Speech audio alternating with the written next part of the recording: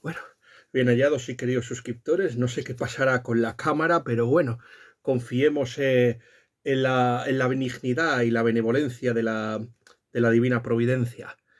Lo primero que deseo decirles es una cosa. Se empezó la crítica de este interesantísimo libro que los usuarios y mis suscriptores tienen ante la pantalla con lo que me gustaría empezar.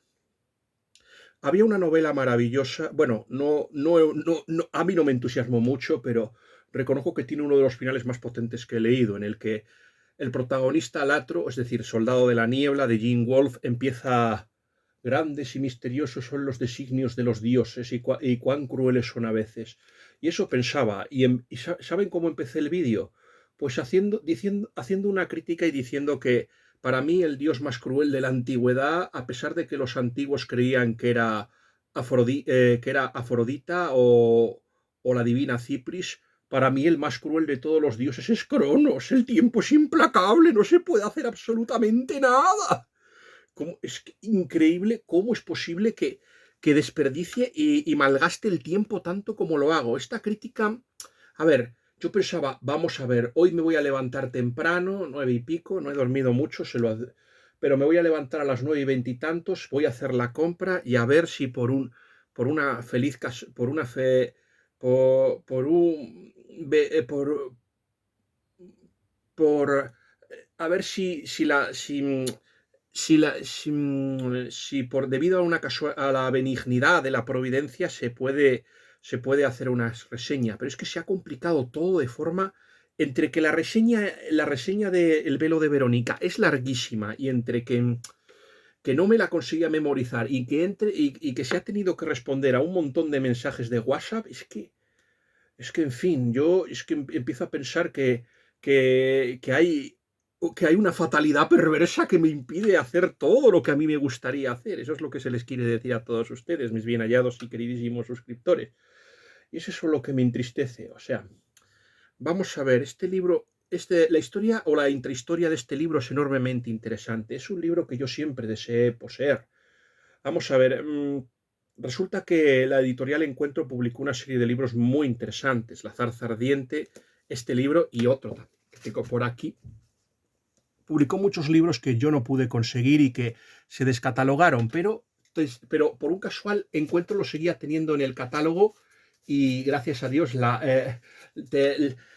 gracias a Dios que me ha enviado a Soraya y a María Jesús en el ámbito de las letras, hicieron su magia y pude conseguir estos maravillosos libros. Pero cuando se había escrito esta reseña todavía no había conseguido Las bodas de Magdeburgo. Como saben ustedes, al final sí que leí Las bodas de Magdeburgo. Tienen ahí la crítica y es un interesante análisis y estudio de la Guerra de los 30 años. Supongo que algunos de los temas de la Guerra de 30 años aparecerán, porque en este libro, en esta reseña, por supuesto, también hay referencias a las guerras de 30 años y a la historia de Alemania, un tema que se han tratado en muchísimos vídeos. A ver, ¿saben ustedes por qué me interesé por esta crítica y por qué tuve tanto interés? Se debió pues a una discusión que hubo en el Catholic Book Club cuando fue elegido el libro de A Postcard from the Volcano de la escritora inglesa Lucy Beckett, que fue bautizada y alabada entre otros por el gran escritor Joseph Pearce. Este libro, por ejemplo, fue tan interesante que llevó al profesor Manuel Alfonseca a la lectura para mí, una de las obras culmens del catolicismo, en este caso de la ficción católica. En este caso está hablando de Braeshead Revisited o Retorno a Braeshead, que es el título en español, de Evelyn Waugh, del que me han pedido una reseña. Ya llegará, ya llegará. Lo malo, ya saben ustedes que el problema de Retorno a Braeshead es que hay 3.200 y pico libros y solo se han escrito 400, no han llegado las reseñas ni a 500, eso es lo que se les quiere decir.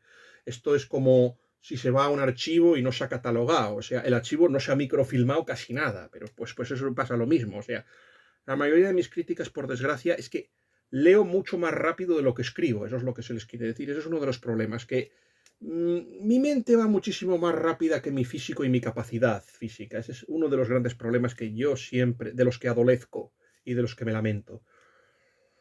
A mí me congratuló, por ejemplo, que gracias a, por ejemplo, a Postcard from the Volcano, el profesor descubriera el rectorio Nabraisky y empezase a investigar. Fue un tema muy interesante, pero no conseguí lo segundo. Y ese libro, curiosamente, sí que le puso 5 estrellas a Retorno a Bracehead, a diferencia, por ejemplo, de lo que había ocurrido con otros maravillosos libros que yo le había recomendado al profesor y que quedaron en nada.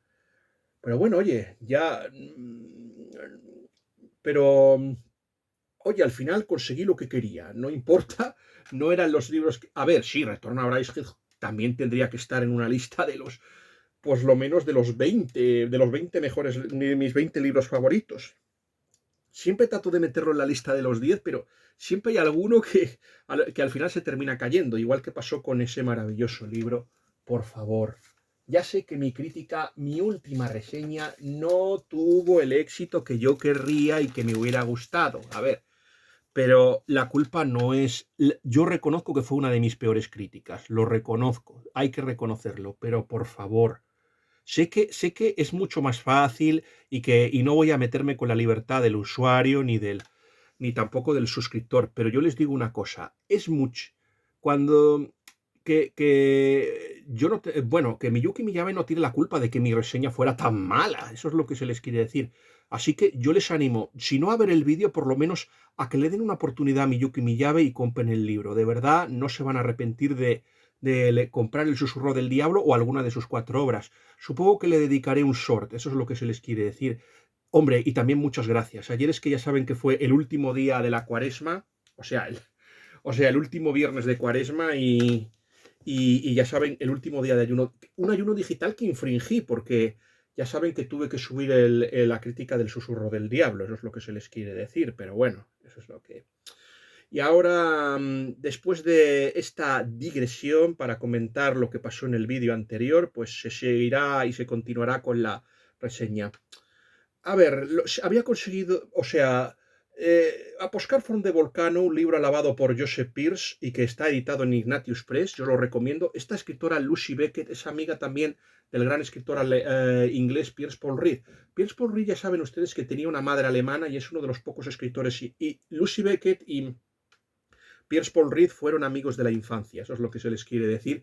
Y esto hace que, por ejemplo, haya una germanofilia. Son dos de los pocos escritores ingleses que sienten un gran cariño por Alemania, eso es lo que se les quiere decir. Bueno, un poquito como yo también me siento un poco fascinado por la Alemania, pero no por las nieblas tenebrosas de prusianas de las que hablaba G.K. Chesterton, sino por la Alemania católica, o sea, por el oeste de Alemania y el sur especialmente, o sea, además pienso que las chicas más guapas son de ahí, así que lo siento, no pueden competir. Las del este no son tan hermosas como las del oeste, eso es lo que se les quiere decir a todos ustedes. Bueno, ya después de haber hecho esa broma de mal gusto, que yo creo que habrá empañado mi crítica para siempre, lo que se les quiere decir a todos ustedes es que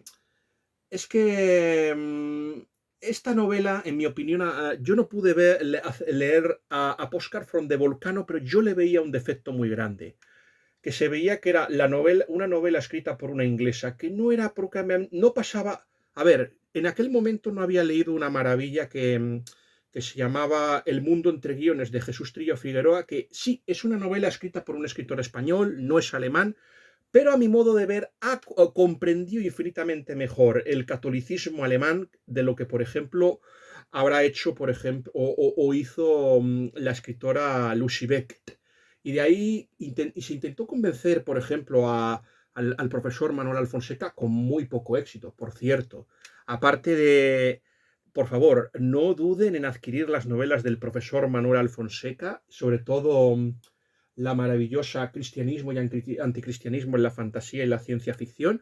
Y por favor, lean sus maravillosos artículos de Divulciencia. Es un blog muy bueno que yo deseo recomendarles, por supuesto. Eso es lo que se les quiere decir a todos ustedes. Y bueno, yo intenté convencerle para que leyera Gertrude Bell Lefort, pero decidió no darle esa oportunidad. Yo lo lamento, muy sinceramente. ¿Qué se esperaba de esta novela? Pues yo lo que esperaba, ya se les contará lo que se esperaba de esta novela. Mi intención al leerla es que fuera algo muy parecido a Retorno a Bryce. El que fuera un Retorno a Bryce alemán lo es, sí, pero no. Es una especie de Retorno a Bryce, pero no. ¿Saben ustedes a lo que me ha recordado esta interesantísima novela de Gertrude von Le Fort? Esta es la primera de una duología. Hay otra novela, que es la secuela de esta, que a mí me ha parecido infinitamente más. Ya saben ustedes que esta crítica se va a dividir en dos partes. Una crítica en la que vamos a hablar de El velo de Verónica, y luego esta segunda crítica en la que vamos personalmente a hablar de la secuela, que es a infinito. La primera transcurre en Roma, por supuesto, mis bien hallados y queridos suscriptores, y la segunda, pues ya nos vamos a Heidelberg y a Alemania, o sea, a la cuna del calvinismo, es decir, porque Heidelberg fue la cuna del calvinismo en el siglo XVI y XVII, la Universidad de Wittenberg y Heidelberg, las dos, o sea, son la cuna del calvinismo y del protestantismo alemán. Eso es lo que se les quiere decir.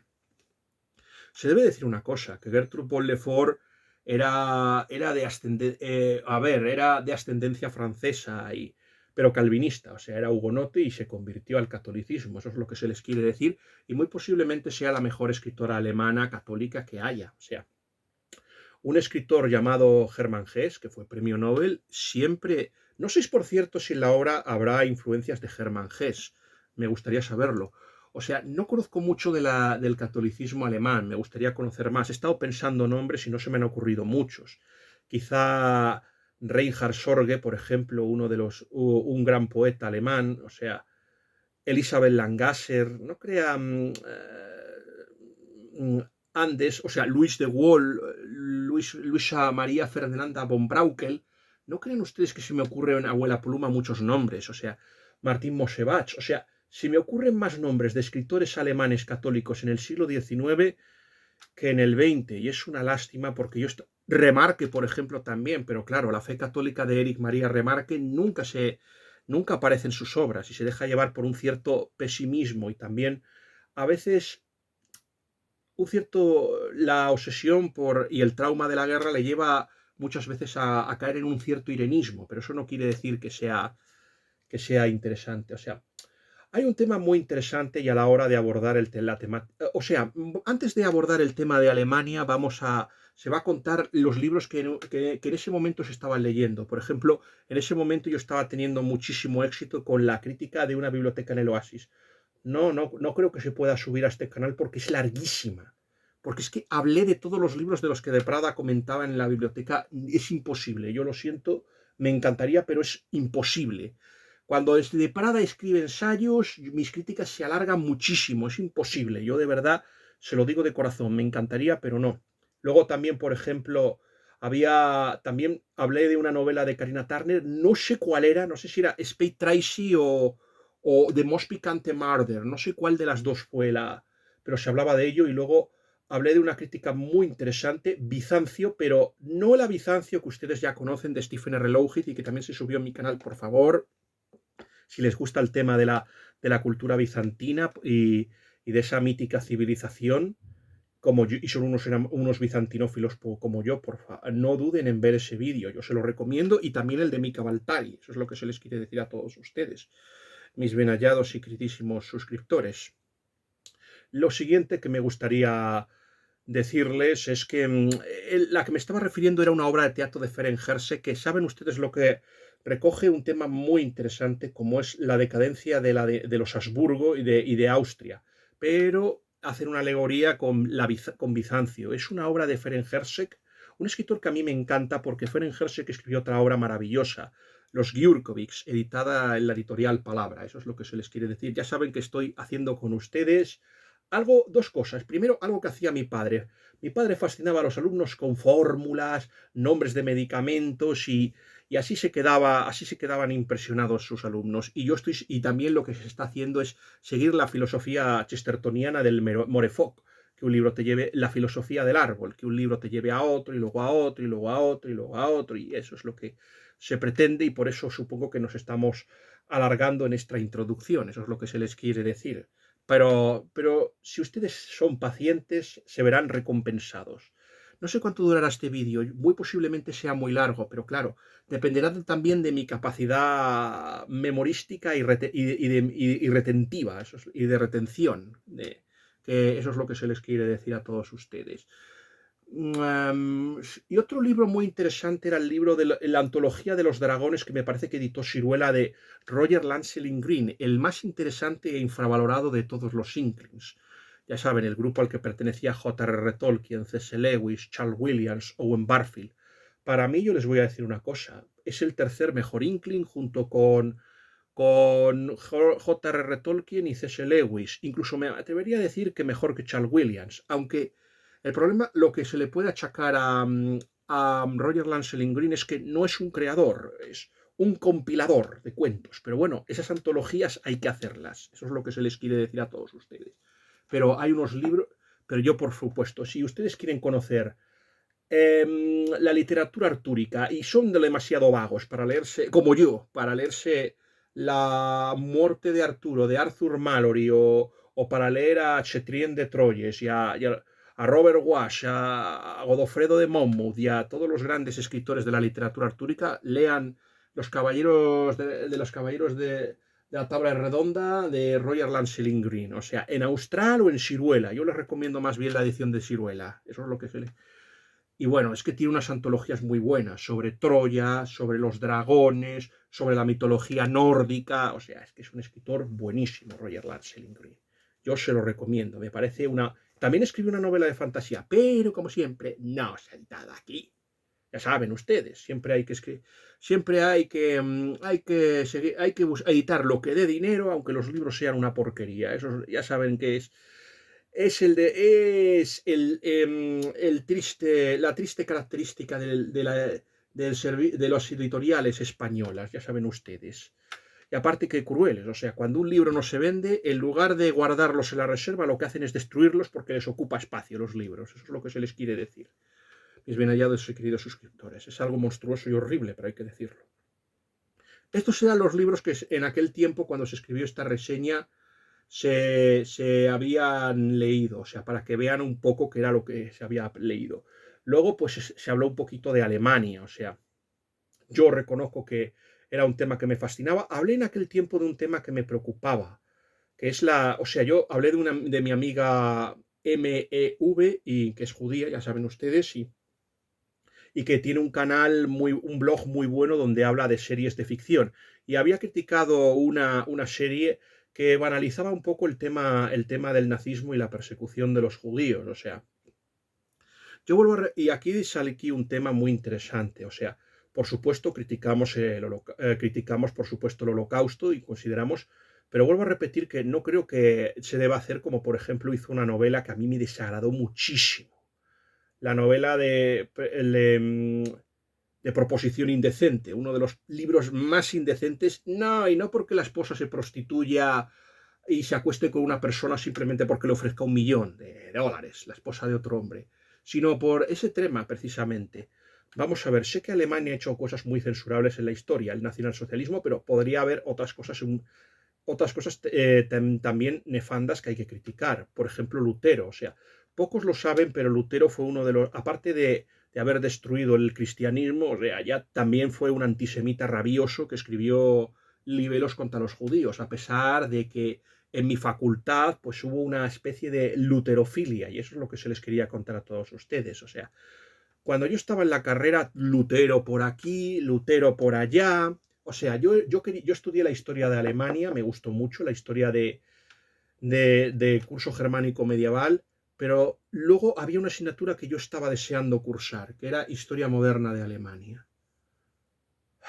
Tenía muchas ganas, era el periodo de la historia que más me gustaba, porque ya saben ustedes que hay un tema que a mí me apasiona, que es la Guerra de los 30 años, pero no encuentro un libro que me hable de la historia, que me cuente la historia de Alemania que yo quiero leer. O sea, una historia donde que sea favorable a los católicos y que, por ejemplo, deje bien a España. O sea, no caiga en la leyenda negra, que eso es lo que me gustaría. Así que por eso esa es una de las razones por las que Geoffrey Parker me desagrada tanto y no he querido leerlo, a pesar de las alabanzas de él, que es uno de los grandes hispanistas, pero a mí es un escritor que yo no he querido leerle, me desagrada, no me gusta, o sea, es un escritor que padece una especie de esquizofrenia. Hay momentos en que Felipe II le fascina y otros en que saca su vena luterana a pasear y muestra su anticatolicismo más rabioso contra este rey. Así que por eso no he querido leerle. Aparte que fue uno de los escritores de cabeceras del, como diría mi maestro Guillermo Pérez Sánchez, el pérfido galés. En este caso estamos hablando de Ken Follett, que ya cayó en desgracia porque publicó esa basura llamada Columna de Fuego, la novela en la que los católicos y los españoles somos malísimos, sobre todo los católicos, porque el protestantismo es muy bueno. No, no importa que sea el germen del catolicismo salvaje que ahora padecemos. No, no importa que aumentasen, que hubiera una distancia entre y que se ampliaran más la brecha social entre los más favorecidos y los desfavorecidos. No, para el señor, para el señor Ken Follett, todas las virtudes que tenemos son gracias a la Reforma, siguiendo a Raymond Williams. Pero bueno, eso es lo que se les quiere decir. Vuelvo a repetir que Lutero no fue lo único nefando que hubo en la historia de Alemania. Podemos tener también a escritores que yo creo que abrieron el camino al señor Adolfo.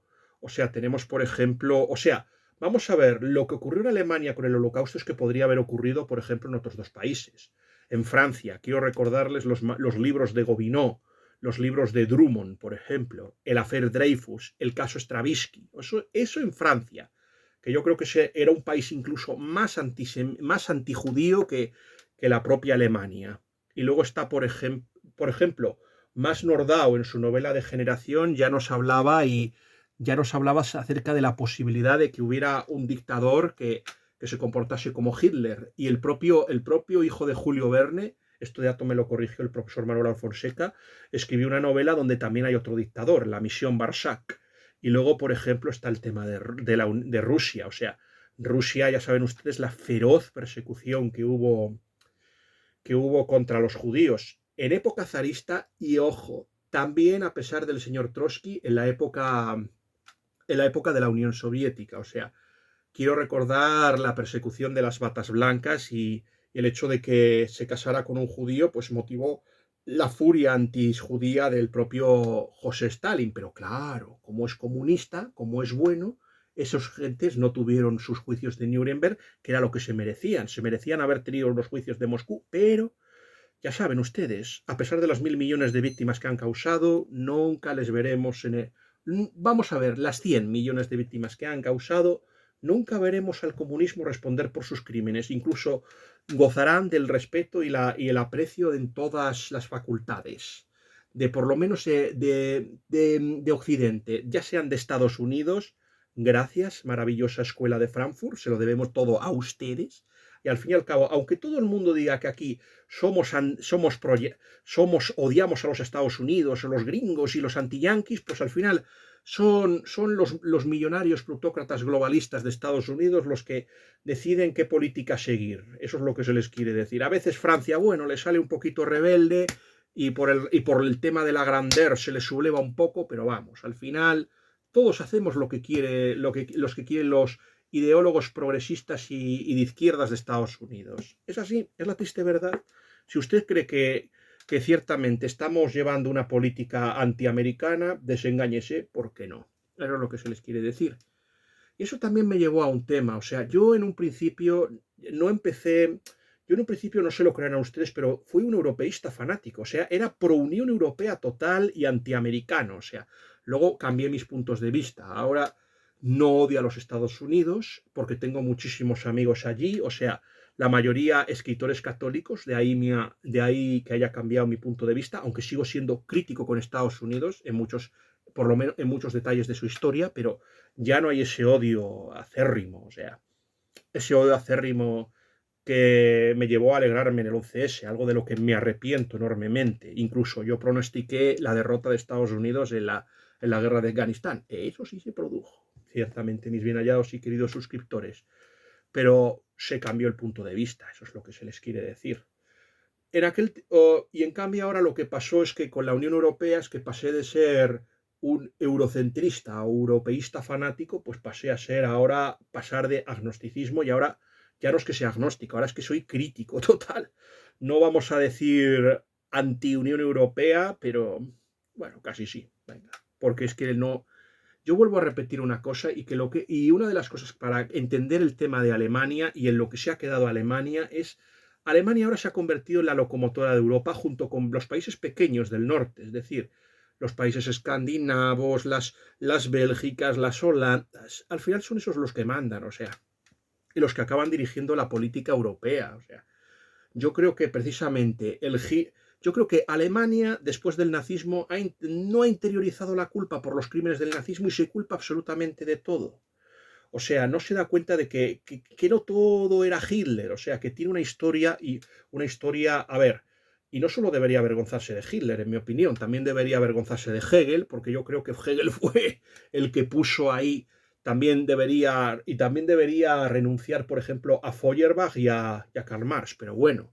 Y volver, por ejemplo, a lo que quería la escritora Gertrude von Le Fort, que siempre abogó por una historia católica, siempre para ella el siglo más interesante, y este tema lo estuvimos hablando, fue el Renacimiento otoniano, el siglo X. O sea, el profesor me dice que la ciencia, la cultura, pero al final, ¿qué es lo más importante?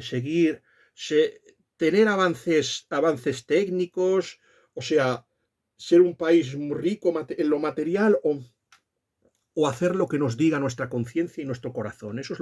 Y ese fue un tema que también se trató, por ejemplo. O sea, fue el primer libro, en el primer vídeo en el que se trató a Gertrude von Le Fort. Eso es lo que se les quiere decir. Yo recuerdo cuando era todavía europeísta y creía en estas cosas que una de las experiencias más maravillosas de mi vida fue el año 2003, cuando estudié la asignatura de integración europea. Eso es lo que se les quiere decir. Conocí a una chica más bonita que he conocido en mi vida. Era una chica alemana de Bonn, guapísima. Ya saben ustedes mi fascinación por las mujeres centroeuropeas, especialmente las polacas. Pero la mujer más guapa que conocí era una chica alemana de Bonn. Yo, bueno, ya saben, como decía mi maestro, el gran RB, profesor de arte del Colegio La Salle, decía, por ejemplo, del encuentro entre Cristóbal Colón y Isabel, cuando decía que Colón era especialista en camelarse a la reina, llegó a comentar algo. No pasó nada, y es así. Yo ya saben ustedes que aunque me parezcan en estos vídeos que me ven desenvuelto, ahí lanzado, extrovertido, pues soy todo lo contrario. Me cuesta tratar con la gente. Soy muy tímido y lo paso mal en los eventos sociales. Y soy muy cerrado, o sea, muy circunspecto.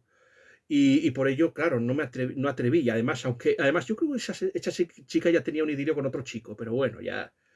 Y ya sí que hacía una cosa, o sea, la seguía y no sé qué, o sea, nunca, no me atrevía, o sea, yo es que tengo la sensación de que con las chicas me pasa una cosa,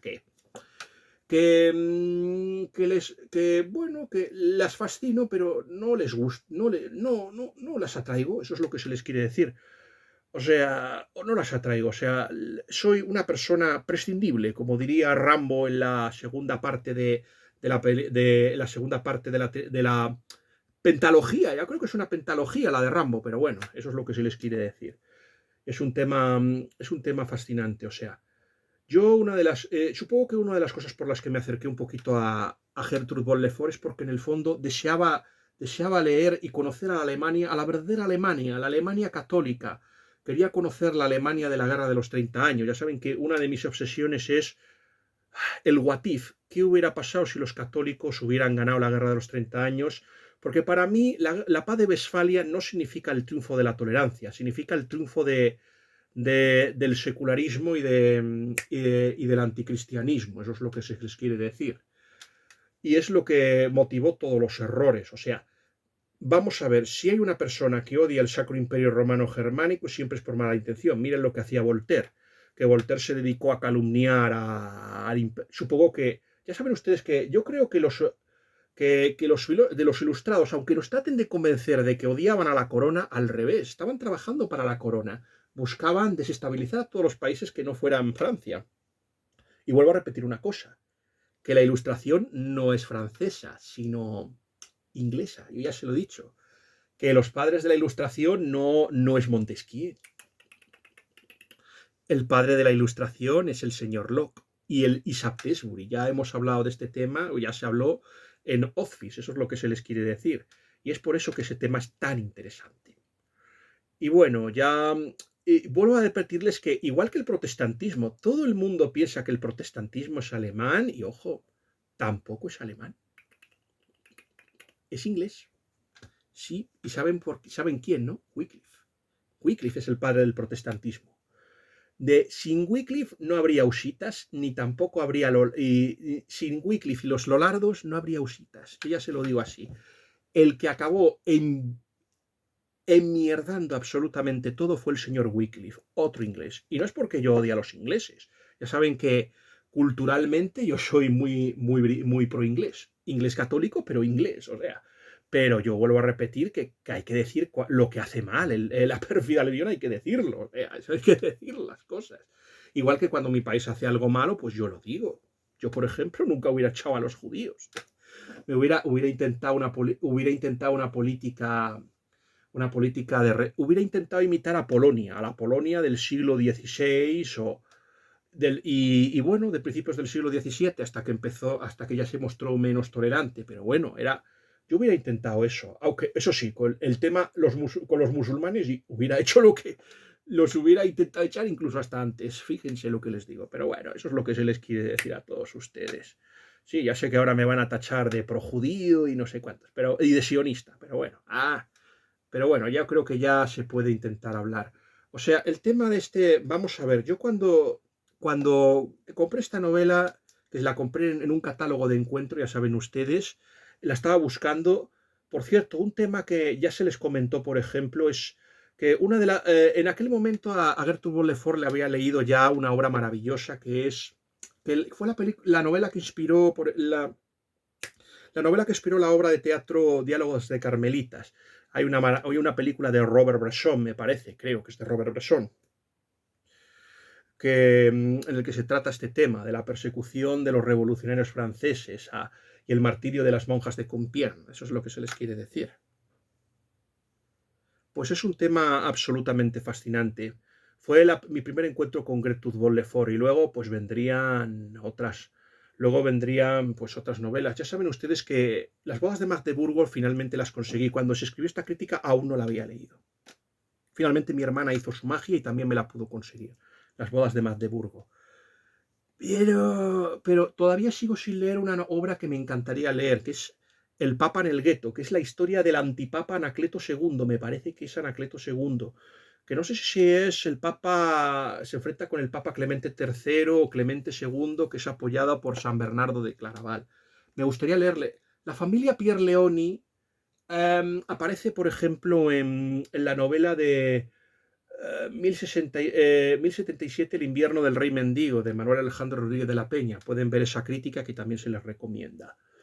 Yo cuando se compró esta novela, como se les dijo, se pretendían dos cosas. Primero, encontrar una especie de retorno a Braithwaite alemán, o sea, con referencias a la literatura, a la cultura, y otra novela, por ejemplo, muy interesante de Sigrid Undset, llamada La zarza ardiente. Ahí había de todo, referencias a todo el catolicismo mundial. Es la historia de una conversión, de un hombre que se convierte en la Noruega, y me parece uno de los libros más interesantes y mejor acabados de este tema. Es muy interesante, pero claro, hay que leer Orquídea Blanca, que a mí me gustó un poco menos, aunque al profesor le gustó muchísimo, pero yo soy más de la segunda. Me gustó muchísimo más.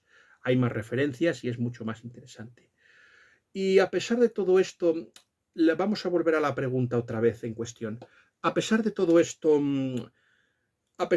¿es una obra que continúa la tradición de Retorno a Braithwaite o es el Retorno a Braithwaite alemán? Pues les diré que sí y que no. Por una parte, pues sí, yo creo que es una novela que en un principio es muy lenta. A ver, esta es una novela que parece que es como una película. Ya saben ustedes que hubo a finales de los 90, con El sexto sentido, pues una fascinación por el escritor M. Night Shyamalan, una fascinación que empezó a disminuir después del estreno de una película que a mí me pareció muy buena, pero que no era lo que el tráiler prometía, llamada El Bosque, que parecía que era una historia de terror y era otra cosa muy diferente y interesante, pero claro, la gente no pensó que era una cosa y eso pasa con esta novela, que tú piensas que es una cosa y es otra cosa diferente. Vamos a ver, en primer lugar es una historia lenta. Si hay un escritor al que yo creo que se parece esta novela es a Henry James. Es una novela que se toma sus pausas, que se toma su tiempo. Es una novela de pocos personajes y que transcurre en Roma. Sí, ya sé que hemos empezado a las I-34, me va a echar un broncazo tremendo Copilot, por cierto, pero bueno, lo que se les quiere decir a todos ustedes, el Palantir. Podemos llamar a Copilot el Palantir. Es una historia que recoge la protagonista se llama Verónica y está acogida en Roma por su abuela y por una tía llamada Edelhard. También hay una especie de criada francesa muy buena que la quiere mucho y que va a ser muy decisiva para la historia. Esta mujer está casada con un marido que es un auténtico sinvergüenza, que bueno, que se malgasta el dinero, que la maltrata. Es muy interesante este tema. Y este tema también es muy interesante porque esta novela está ambientada en la, en la preguerra, o sea, en la época de la Belle Époque, o sea, la época que va de 1900 a 1914. Es muy interesante este tema. Se ha hablado mucho de la historia de Alemania porque es que aquí va a tener mucho que ver, o sea, estamos ante una mujer, la abuela, que es una mujer muy culta. Es una mujer muy culta, no es cristiana, pero es una mujer pagana, pero es muy abierta y muy tolerante. Y esta mujer frecuentó los círculos liberales alemanes, o sea, y era muy amiga de un escritor, de un historiador muy anticatólico, pero que tenía mucha fama, o sea, estaba fascinada por Gregorovius, que era un especialista en la Edad Media, y también conoció a Theodor Mommsen. Por ese tema, eso es uno de los temas más fascinantes de esta novela, por ejemplo. Eso es lo que se les quiere decir. Es uno de los temas más fascinantes de esta interesantísima novela de Gertrude von Le Fort. El tema de los círculos que refuerzan. O sea, ya saben ustedes, lo que quería era eso. Cuando se comentó al principio de esta crítica, lo que se quería y lo que se deseaba, pues era un alemán que comentase la cultura alemana. O sea, y yo creo que incluso el que mejor lo ha conseguido, yo creo que ha sido Jesús Trillo Figueroa. O sea, no... el hermano de Federico Trillo Figueroa, por favor, échele un vistazo a esa maravilla llamada El censor de Shakespeare, de su hermano, que escribió su hermano, él es ministro. Merece la pena ese libro, nunca me voy a cansar. Yo creo que es el que mejor lo ha conseguido y el que ha comentado maravillosamente este tema y esta fascinación, eso es lo que se les quiere decir. Ya les comentaré al final un caso porque lo que me llevó a Gertrude von Le Fort fue un ensayo de una mística y una santa alemana, por cierto, asesinada en Auschwitz. Fue lo que me llevó, pero ya se lo contaré al final, ese asunto. Pues esta mujer vive así, vive, bueno, como una especie de libre espíritu, o sea, vamos a ver, estamos ante una abuela pagana y una tía llamada Edelhard, una mujer muy huraña y quisquillosa y violenta de carácter. O sea, también esta mujer estuvo, por ejemplo, digamos que se siente que desea convertirse pero no termina de dar el paso. Esta mujer, por ejemplo, fue precisamente el catolicismo lo que impidió que, por ejemplo, el padre de Verónica, que es la protagonista, pues en lugar de casarse con Edelhard, se casase con la hermana, que se llama Gina. Pero como el padre de Verónica estaba enamorado de Edelhard, pero no quería casarse con ella porque era una especie de criptocatólica, pues al final se casó con la hermana y el matrimonio no fue feliz. De hecho, vivieron separados y el padre, cuando pudo, se fue lo más rápido posible. O sea, la hermana, por ejemplo, de Edelhard empezó a desarrollar ataques de locura, de enajenación mental y tuvo muchos problemas. De tal forma que fueron y en lugar de pedirle a la tía que se ocupe de la educación de su hija, pues el padre se lo ha pedido a la abuela. Eso es lo que se les quiere decir, que ya como si ustedes vieron, es un espíritu libre. La abuela tiene una historia fascinante, eso es lo que se les quiere decir. Una de las cosas más interesantes de esta novela es, por ejemplo, la descripción que hace de Roma. Yo ya se los digo. Es una novela que va lenta, pero que merece la pena tomarse un tiempo e ir entrando poco a poco en ella. O sea, tener paciencia, eso es lo que se les quiere decir a todos ustedes. Es muy interesante cómo se va relacionando con todos los personajes de esta novela, eso es lo que se les quiere decir, con la abuela, con la tía, con la criada francesa, que es en realidad la que va a hacer, va a acercarla más a la fe que la antipática tía que tiene. O sea, yo es que es una historia con la que me pude sentir muy identificado, eso es lo que se les quiere decir. Pues la historia se complica. Por ejemplo, volvemos otra vez a Gregorovius y a Theodor Monsen. Es una pena que esta escritora, que Gertrude von Lefort, que era una mujer apasionada por la historia, pues no se haya acercado a escritores como Emanuela Huz. Manuela Huz, por ejemplo, trató estos temas muy interesantes desde una perspectiva católica. A mí me lo han recomendado otra escritora que será muy difícil encontrar en español, Emanuela Huz. Y luego, por ejemplo, escritores como Ludwig Pastor. Es increíble que, por ejemplo, que siendo alemana, Gertrude von Lefort no nos menciona a este escritor, Ludwig Pastor, que, por ejemplo, fue el que hizo una historia de los papas desde una perspectiva católica, eso es lo que se les quiere decir. Luego está Humbert Jedin, que fue el que acuñó el término de la reforma católica. Yo ya saben ustedes que soy un enemigo furibundo de la palabra contrarreforma. La reforma la hicimos nosotros, lo que los otros hicieron fue una especie de, ¿cómo era lo que decía Sigrid Undset? Una especie de rebelión de los cristianos contra el Papa y una especie de creación de iglesias nacionales. Eso fue lo que hicieron los luteranos. No buscaban reformar la fe, sino destruirla y crear sus propias iglesias sometidas a los príncipes. Eso es al final, con los personalismos, con cada especie de reformador religioso fundaba su propio cristianismo. O sea, esa es la libre interpretación de las escrituras. O sea, la libre interpretación es que, o sea, sigan al profeta Fonch. El profeta Fonch les dice qué pasajes de la Biblia hay que seguir y cuáles no. Pues no, señores, no. O sea, eso es lo que pasa. Por eso la reforma está mal, entre otras cosas. Porque se salta la tradición y porque, bueno, con la excusa de los fallos y los pecados de los papas, pues oye, pues cambiemos a los papas por los gobiernos seculares, que eso es al final de lo que va toda la cosa. Pero bueno, vamos a ver, el asunto se va a poner más interesante cuando resulta que viene una especie de chico joven llamado Encio. Su madre, que se llama la Seda. El nombre de la madre se llama Mina. Por cierto, no sabemos el nombre de la abuela. El nombre de la abuela no lo sabemos, pero bueno, la madre de este chico llamado Encio, que se llama así porque está todo, perdón, se llama la nube, perdonen, se llama la nube. Es que hay otro personaje que se llama la Seda en el siguiente libro, eso es lo que se les quiere decir a todos ustedes. Pues resulta que quiere pasar unas vacaciones en Roma y bueno, quiere cuidar, quiere que, bueno, que pase un tiempo con su hijo. O sea, es un tema muy interesante, el tema de Encio, porque nos lleva a un sitio muy interesante y al pasado de la abuela. O sea, la abuela estuvo enamorado del padre de Encio, pero el padre de Encio prefirió ¿cómo se llama esta persona? El padre de Encio prefirió a casarse con la nube, prefirió casarse con, que se llama Mina en realidad, pero bueno, prefirió casarse con la nube.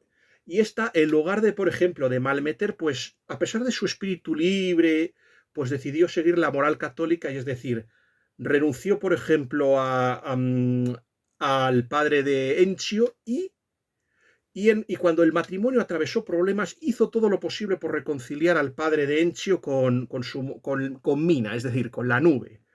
O sea, pero no ha renunciado. Es que el chico parece una especie de reencarnación de su padre, o sea, parece exactamente una fotocopia, eso es lo que se les quiere decir. Y bueno, y esto provoca una cosa, o sea, el chico a mí me parece un chico de mamá, un personaje absolutamente odioso, malcriado, egoísta, pero oye, no sé, me parece malcriado, egoísta, mimado, eso es lo que se les quiere decir. Es un personaje que cae mal, pero oye, a la abuela le gusta, eso es lo que se les quiere decir, porque es la reencarnación. Y hay un problema, le consiente absolutamente todo.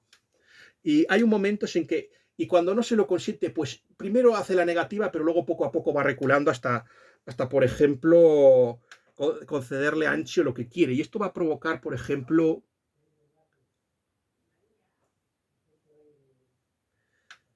los celos. los celos entre Encio, por ejemplo, va a provocar los celos entre Verónica y Encio. Eso es lo que se les quiere decir a todos ustedes.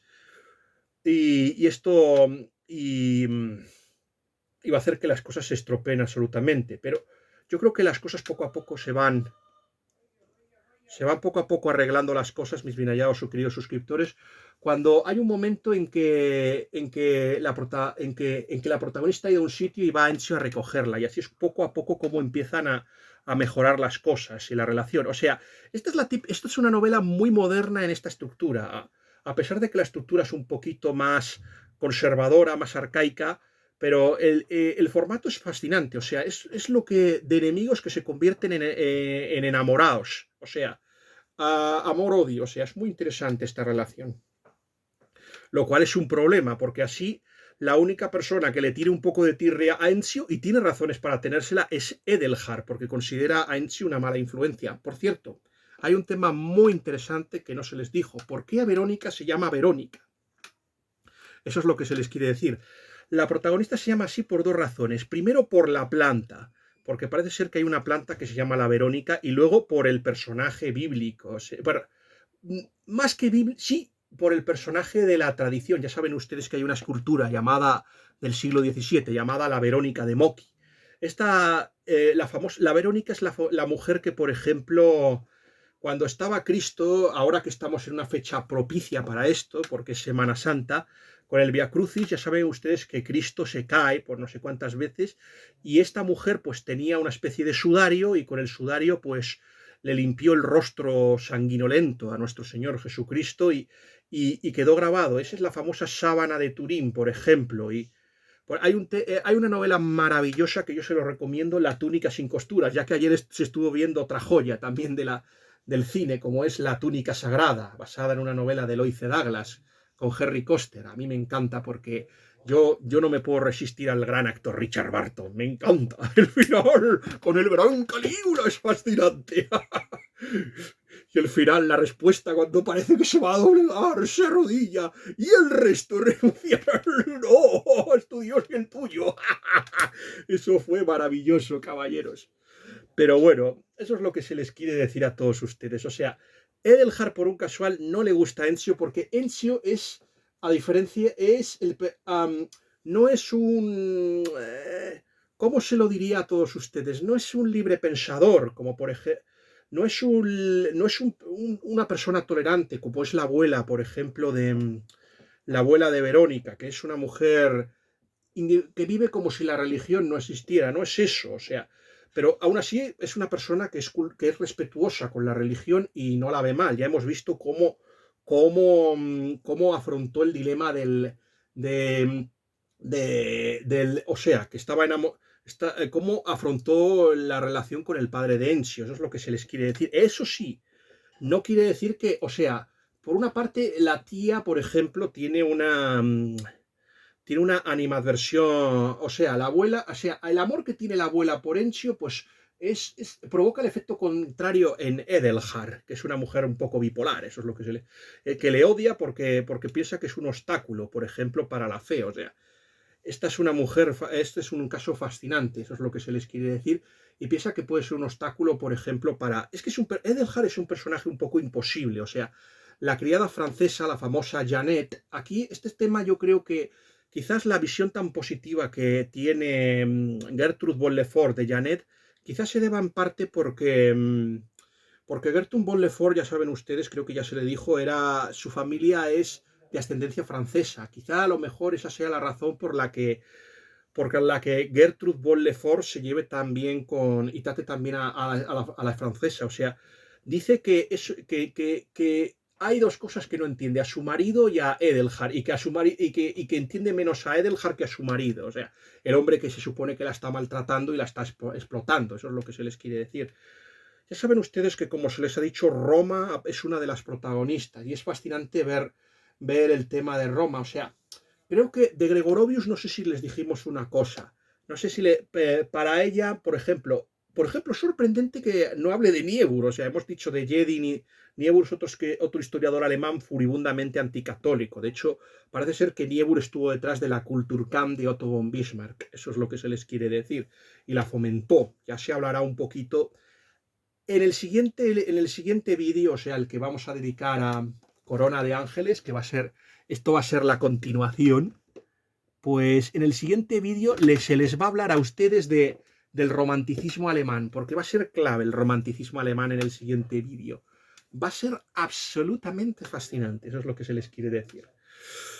Pues, a ver, se decía de Gregorovius una cosa, que por ejemplo, la abuela dice de Gregorovius que parecía una persona que hubiera vivido en la Edad Media, eso es lo que, en la Edad Media. En cambio, Theodor Mommsen en realidad es una especie de estudioso. Theodor Mommsen, que fue el que consiguió el Nobel, o sea, eso es lo que se les quiere decir. Que fue y que hizo una historia antigua de Roma que algunos piensan que está en desuso, que está anticuada, pero yo no lo creo que esté para tanto. Yo a Mommsen no le he leído y me gustaría, pero yo creo que sí que... A ver, puede que alguna de sus ideas ya haya quedado obsoleta, pero es normal. O sea, si yo escribo una obra de hace 100 años, es normal que algunas cosas queden obsoletas. No sé si trataría temas como de la raza o tonterías como esas, pero bueno, alguna cosa supongo que no. Pero bueno, eso es lo que se les quiere decir. Y eso es muy interesante, por ejemplo, porque esta obra, desde el punto de vista historiográfico, es fascinante. También pasa una cosa, que por ejemplo, una vez que ya empiezan poco a poco a confraternizar, ya hemos dicho que, por ejemplo, una de las cosas que va a intentar hacer Enzio es librarse de la madre todo lo que pueda. O sea, lo que va a hacer es intentar largarla a Francia para que él pueda seguir, por ejemplo, su relación con la abuela y con la nieta. Eso es lo que se les quiere decir a todos ustedes. Y va a hacer todo lo posible. También va a hacer todo lo posible Enzio para destacar en todos los círculos culturales y artísticos de Italia. Eso también es un tema absolutamente fascinante, en lo que se les quiere decir a todos ustedes. Es absolutamente fascinante el tema de la relación de Enzio, o sea, la relación con la Italia de esta época. O sea, hay un momento en que, por ejemplo, en una de sus escapadas, porque también hacen escapadas, o sea, reuniones sociales y todo esto, pues eh, eh, Verónica propone al otro un concurso a ver quién come más. Ya saben ustedes, estos alemanes, les da por las comilonas, son un pueblo muy sensual. Ya saben ustedes, y es por eso por lo que supongo que se encuentran en el estado de, bueno, de desorden moral que están atravesando actualmente. En la Edad Media Alemania estaba orgulloso de ser el pueblo más religioso de Europa. A día de hoy yo estoy muy preocupado por el tema de la situación de la Iglesia Católica, que ha apostado ciertamente por el progresismo y que tiene una cosa que a mí no me gusta, o sea, sigue conservando, o sea, que tú tienes que pagar por ser miembro de la Iglesia, si no pagas te echan.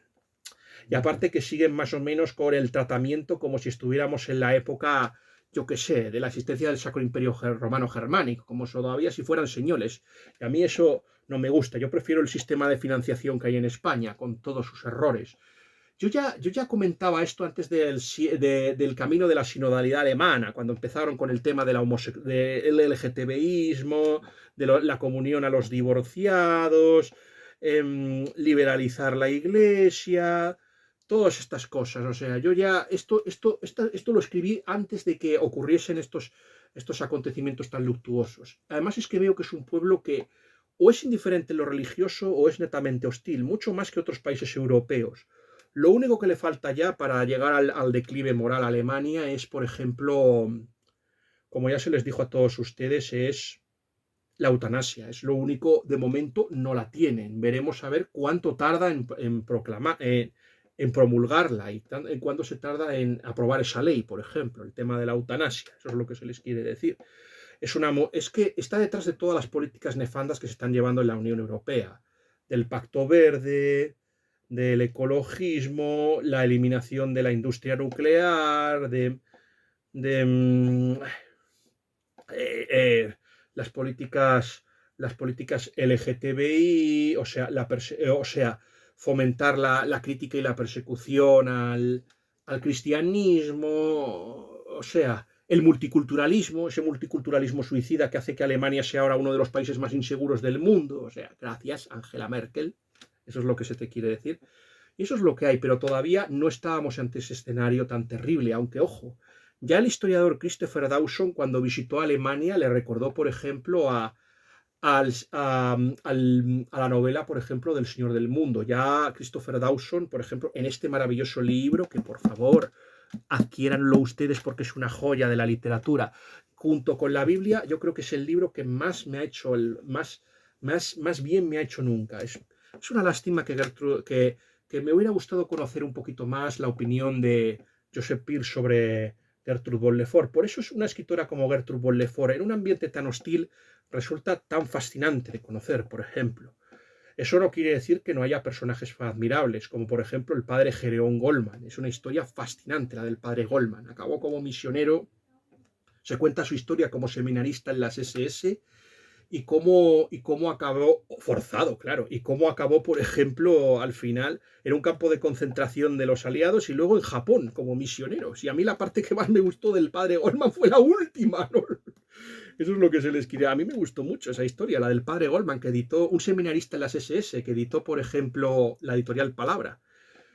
Eso es lo que se les quiere decir. A mí me parece la escritora Gertrude von Lefort fascinante. O sea, ya habíamos quedado que había ido a comer, había hecho un concurso de comida y había demostrado ser intemperante. Y entonces, por supuesto, como no se podía prever, cae enferma y se pone mala. Y es entonces cuando su arisca y bipolar tía, pues decide cuidarla despreocupada. O sea, la relación yo creo que hay también un componente de pelusilla. Tengamos en cuenta que, que hay una relación de odio entre las dos hermanas, porque la otra le robó al marido. Hay pelea de gatas, peleas de hermanas, por ver quién se queda con el marido de la hermana. Eso es lo que yo creo que también hay un poquito de eso. No lo dije en mi crítica, pero lo dejo aquí caer. Ya saben ustedes que soy un poquito marujo y cotillo también, ¿no? Hombre, yo no puedo evitar ser lo que soy. Al fin y al cabo, no creo que se haga mucho daño, pues hombre, aquí cotilleando sobre las vidas de los personajes de ficción. Ahí no creo que se pueda hacer mucho daño a la gente. Y además así le añade un poquito de picante y de mordiente a la crítica. Ya saben lo que decía un compañero de mi padre, el profesor Conde, decía que aquello que no era morboso no era interesante. Pero eso, o sea, se desvela en cuidarla como si fuera su propia hija. Y no se sabe si va a sanar, por ejemplo.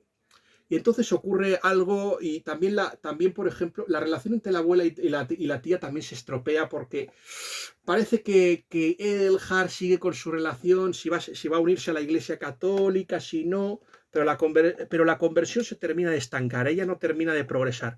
Lo que sí consigue es una cosa, Edelhard, llevar a la hija a que vea al padre Angelo, que el padre Angelo va a ser la clave y va a ser decisivo. Pero esto no ocurre hasta que ocurre algo muy sospechoso. El padre, que había sido un anticristiano radical, que uno de los motivos por el que no se había casado con Edelhard es porque se había convertido, es por su sesión, porque quería ser católica a toda costa, pues al final resulta que es una especie de arqueólogo. Se había ido ahí y entonces se había puesto enfermo y qué casualidad, ¿quiénes lo cuidaron? Pues los benedictinos. Ya saben ustedes que precisamente Alemania es clave, por ejemplo, los grandes monasterios de Gorse, Fulda son de la orden benedictina y son claves. Y entonces el padre a lo mejor no se convierte, esto sí que es el momento un poquito más así, retorno a Breisgau, como si fuera Lord Marchmain. Quizá no hay una conversión, pero sí un acercamiento a la iglesia y entonces hace una cosa. Permite y promueve que su hija se acerque a la fe católica. O sea, ya parece que se va a solucionar y que se va a allanar mucho la conversión, por ejemplo, de Verónica al catolicismo. Pero ¿esto qué es lo que provoca? Lo que provoca ciertamente es que la tía empiece ya a recelar y cada vez y que empiece a sentir más celos aún de su sobrina. Eso es lo que se les quiere decir. Empieza a sentir más celos. Lo que debería haberla alegrado es ahora lo que se va a convertir en el campo de batalla. Y el personaje cada vez va a empeorar infinitamente más. Por supuesto, en esta novela, por ejemplo, van personajes desapareciendo porque encuentran otro sitio o porque mueren. O sea, esta novela hay varias muertes. Eso es lo que se les quiere decir también. Esta novela es como un pedazo de la vida, como se diría. O sea, en esa época, por ejemplo, no se contaban novelas que cubrieran una parte del tiempo, sino que hablaban de vidas de personajes completas, casi completas. Por ejemplo, las novelas de Maurice Baring. Por ejemplo, no les he dicho, pero hay dos novelas de...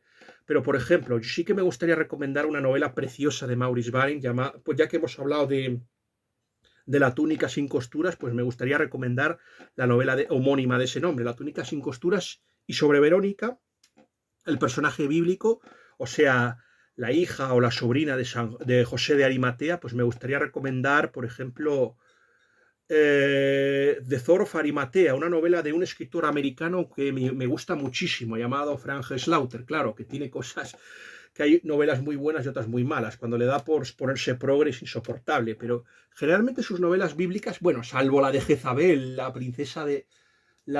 salvo la novela de Jezabel, que mi padre me ha dicho que es malísima, pero suelen ser buenas sus novelas bíblicas. Yo le leí una de María de Magdala, que es muy bonita. A mí Frank Slaughter es un escritor que me gusta mucho. De hecho, me parece que Palabra también le ha editado alguna obra, Palabra, a Frank Slaughter. Yo también le he leído una joya llamada No hay amor más grande, que es preciosa. Es la historia de un hermano que se sacrifica por otro. Eso es lo que se les quiere decir a todos ustedes. Y lo que se les quiere decir a todos ustedes es que pues esto se pone cada vez más... O sea, las conversaciones entre el padre Angelo, por ejemplo, y Verónica son absolutamente formidables también, lo que se les quiere decir a todos ustedes. Son absolutamente formidables las conversaciones y nos llevan a un final que es casi secreto, por ejemplo. Eso es lo que se les quiere decir. Y bueno, lo que también es muy interesante, por ejemplo, es el tema, o sea, la relación o sea, al final Encio también se acaba yendo, por ejemplo, porque hay un momento en que el personaje cada vez se vuelve más, o sea, así como todo el mundo en esta novela adora a Encio, menos Edelhard, pues el espectador le va a coger manía, porque al final vemos que se vuelve cada vez más odioso, más repulsivo. También, aparte, ya saben que es un personaje absolutamente anticristiano, pero ¿qué es lo que ocurre con, por ejemplo, la novela de... Lo que ocurre, por ejemplo, con... Lo que ocurre es que la historia de Encio se va a dejar para la segunda parte, para la corona de ángeles. O sea, el personaje va a enfermar y su madre, que encima que lo sobreprotege demasiado, pues decide llevárselo y hace que la historia le pone, como te diría yo, un punto y aparte. Si aquí el personaje te ha parecido un ególatra, insoportable, malcriado y un niño de mamá, se debe reconocer que en la segunda parte Encio la historia de Encio se pone más interesante. Si en esta novela da miedo el personaje de... Bueno, más que miedo, da grima.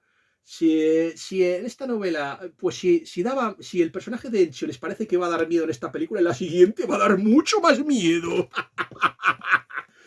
Va a experimentar un giro absolutamente interesante y va a llevar a Gertrude von Lefort a enfrentarse con el mal en su propia cara. A ver, no lo dice, pero es que más o menos van por ahí las cosas.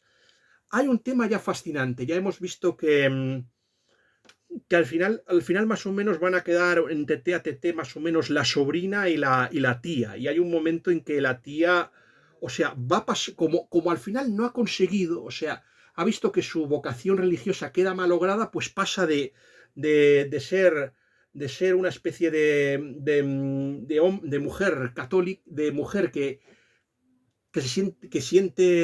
quiere ser católica a sentir un odio un fide y a perseguir la fe con fiereza. O sea, no se sabe una cosa, si lo que hay detrás de todo esto son celos, si es locura o es que está endemoniada. Hay momentos en que nos preguntamos si en realidad la reacción de hostilidad y de odio de Edelhard por la fe católica no será un caso de posesión demoníaca. O sea, es absolutamente... Eso es la parte un poquito más, ¿cómo lo diría? La parte más terrorífica de la novela, la parte más angustiosa. Eso es lo que se les quiere decir a todos ustedes. Es la parte que más va a inquietar a todos y que más interés y misterio va a despertar. Pero esto, por ejemplo, no... por cierto, hay una cosa que tampoco les dije del testamento, que es básica y muy importante. En el testamento, el padre dice bien claramente que una vez que termine, que la chica cumpla su mayoría de edad, el que se encargue de la educación de la chica sea un amigo suyo católico que tiene en Alemania. Así que después de que de que esta historia, después de que, bueno, que después de que ocurra, después de los hechos de esta novela, pues hará que la protagonista se tenga que mudar. O sea, y yo les debo reconocer una cosa, que esta novela empezó siendo muy lenta, muy parada, como suelen ser las novelas de Henry James. A mí Henry James no suele gustarme mucho porque es un escritor lento. A De Prada le fascina, le encanta Henry James, pero yo es empezar a leerle y quedarme dormido. Pero esto, a pesar de que esta novela yo creo que está muy influido por Henry James, que también tiene ecos, por ejemplo, de Evelyn Waugh y algo de Sigrid Undset, a pesar de todo esto, es una novela que me ha gustado mucho. O sea, es una novela que empezó, que yo dudaba la nota que ponerle, si ponerle un 4 o ponerle la nota que se le va a poner. O sea, también, por supuesto, esta es una novela en la que, por ejemplo, que también tiene, que lo que tiene en común con Retorno a Brideshead, por ejemplo, es es el tema de la conversión. Esta es una novela de una historia de la conversión, como podría serlo también La zarza ardiente. Es verdad que no tiene, por ejemplo, esa riqueza y esas referencias de escritores católicos que, por ejemplo, tiene, por ejemplo, la novela de La zarza ardiente. Pero yo debo reconocerles una cosa.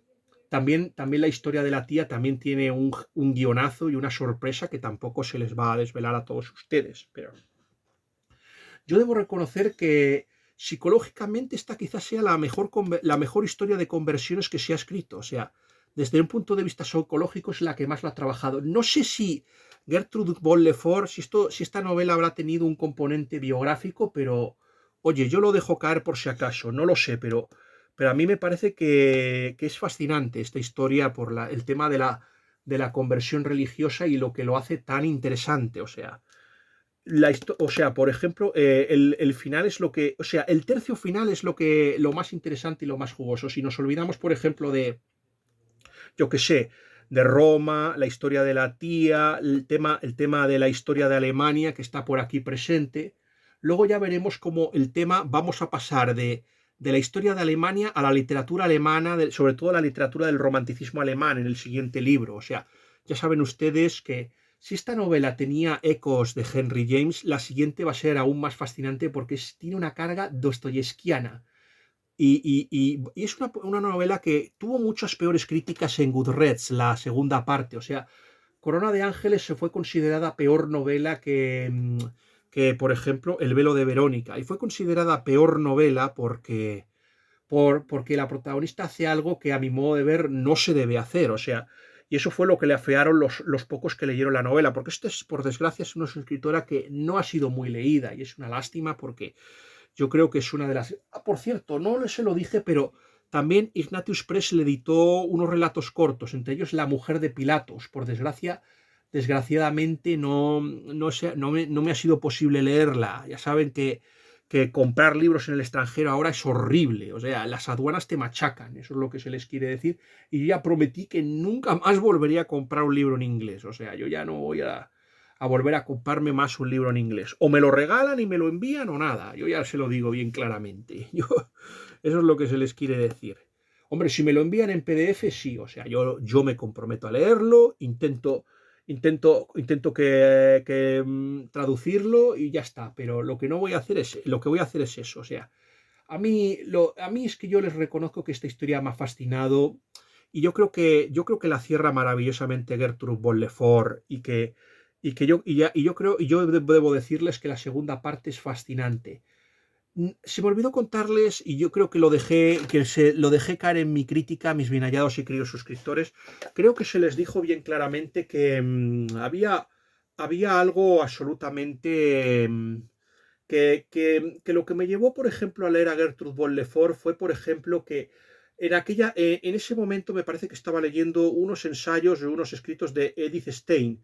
Y creo que Edith Stein decía que había una novela de Gertrude Ball Lefort que, por ejemplo, estaba ambientada en un, en un